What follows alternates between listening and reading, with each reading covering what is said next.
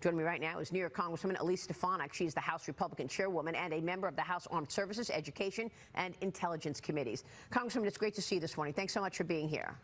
Good to be with you, Maria. Give us your reaction to what appeared to be refreshing honesty from that judge yesterday.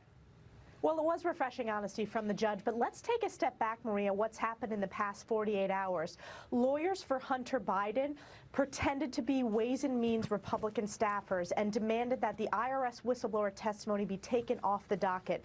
Because of this judge, she was paying very close attention. She was able to find out that they were pretending, and I believe that is worthy of being disbarred. The fact that these lawyers would pretend to be Republican staffers to try to hide that information from her. She was correct to demand a response from the Hunter Biden lawyers, but she was also correct to find that sweetheart immunity plea deal slipped into this agreement, giving Hunter Biden a sweetheart deal, whereas every other American has to live by a totally different set of rules. This would have protected Hunter Biden from any future prosecutions of the multiple federal crimes that he has committed. That's unacceptable and it's un-American, so I credit this judge for her decision. So just walk us through this. So in other words, Hunter Biden's lawyers walked in there thinking that once he pleads guilty to tax evasion, he would be immune from anything else, including all the money he's taken in from foreign adversaries and foreign nationals.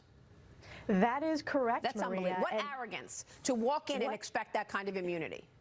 It's arrogance, and it is living by a different set of rules if your last name is Biden, and it's fundamentally un-American. This is why House Republicans are going to continue our oversight work, because it's because of our investigations that we have uncovered all of this. This was partially uncovered because it was the Republicans on the Ways and Means Committee who shared the IRS whistleblower testimony with this judge. The lawyers for Hunter Biden tried to take that down and pretended to be a staffer for the Ways and Means Committee. It is just so chilling. It is unprecedented. But again, this judge needs to be credited for making sure that we are a nation based upon the rule of law, equal justice under the law. Kayleigh, you mentioned this earlier, the fact that they tried to lie and make believe they were from the House Ways and Means Committee. This is pretty stunning. Have you ever seen anything like this? It is stunning. And Congresswoman, we know ultimately that the Hunter Biden story is a Joe Biden story. And now you have the White House changing its language in an effort to distance the president from his son's foreign business dealings. Now, some Republicans in the House have floated a potential impeachment inquiry into Joe Biden over this issue. Is that something that you would support?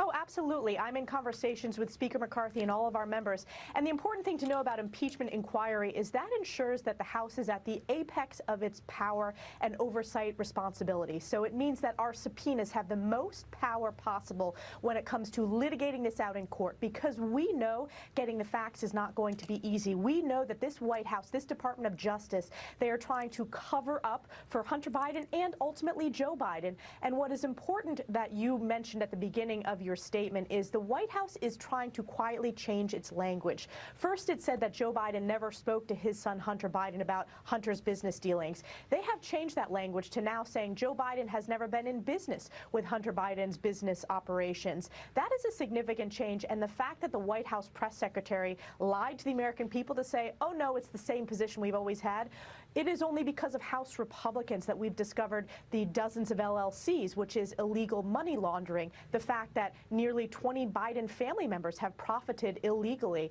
I believe that the American people are smart. They understand that the big guy is Joe Biden, but having that impeachment inquiry allows us to get all the facts and have the most constitutionally recognized power from the House of Representatives. Well, with all due respect, Congresswoman, how many more facts do you need? I mean, you and Committee Chairman Jim Jordan, James Comer, Jason Smith sent the letter to the White House demanding answers on the White House shifting the message on the president's role in Hunter's business. But we already have bank records. We have a witness testimony. A lot of people are saying, you know, if you're going to impeach, get moving already. Well, Maria, I've been one of the most forward-leaning in saying we need to leave no stone unturned. And ultimately, I believe we're going to find more LLCs, and I believe we're going to find LLCs that go straight to Joe Biden himself. And the American people deserve to know that. They deserve to have all of the facts. Yeah. And we're going to do that. And I believe that what we've uncovered just in 7 months alone is stunning. It is chilling. It is the biggest political scandal of my lifetime and perhaps the last century, perhaps ever. But I want want to make sure that we have all the evidence possible. The American people deserve nothing less, especially, especially as we're seeing Joe Biden, his weak policies, but they need to understand the level of corruption that it goes straight to the top. Yeah, I mean, without the Republicans in charge, American people would have no idea of any of this. You've done an excellent job in terms of getting to the nuggets of information. Press Secretary Karine Jean-Pierre reacted to all of this yesterday. Here's what she said. Watch. So I just want to clear this up once and for all. The president has previously said that he has never discussed overseas business dealings with his son, but the White House now says that the president has never been in business with his son. So why the updated language? Which statement is true? Or is this semantics and they're both true? As I stated on Monday, when I was asked this question multiple times, nothing has changed. Nothing has changed on this. Nothing has changed on this. And so could ask me a million different ways on this question. Nothing has changed. Nothing has changed, Congresswoman. What do you want to say?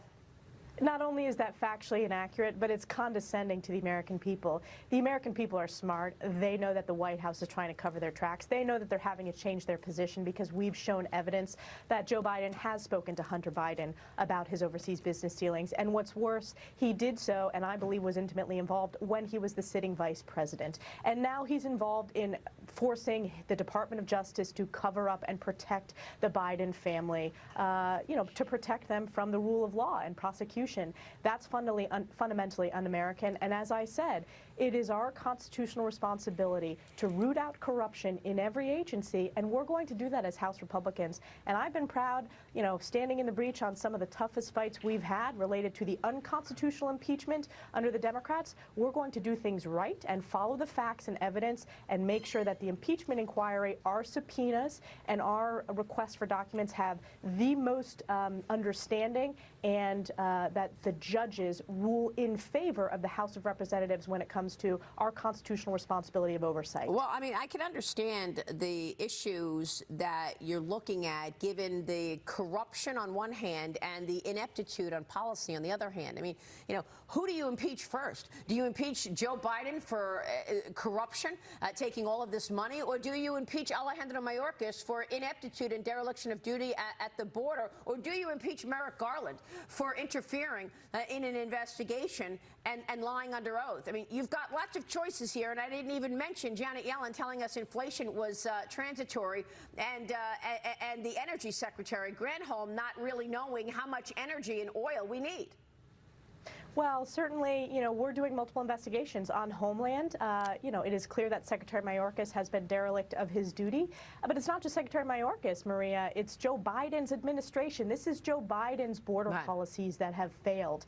And I think we need to hold them all accountable. When it comes to Attorney General Merrick Garland, it was my questions that revealed that the Department of Justice solicited the letter it used to go after parents as terrorists. That's right. That was based upon my questions that we were able to unveil that. And then the document requests we did subsequent to those questions. So, yes, we will make sure that we're holding them accountable. And, certainly there's a lot of officials to hold accountable, but we're going to leave no stone unturned.